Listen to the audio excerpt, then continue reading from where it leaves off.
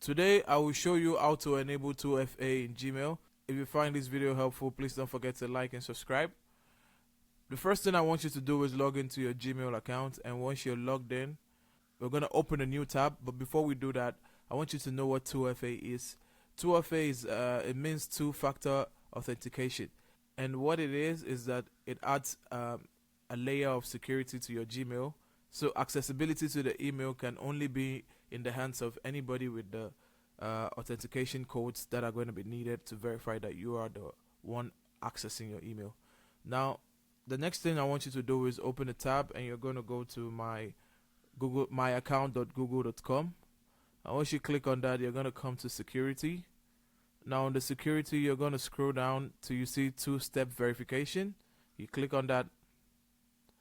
Now, once you click on that, it's going to take you through the process of ensuring that you own the account.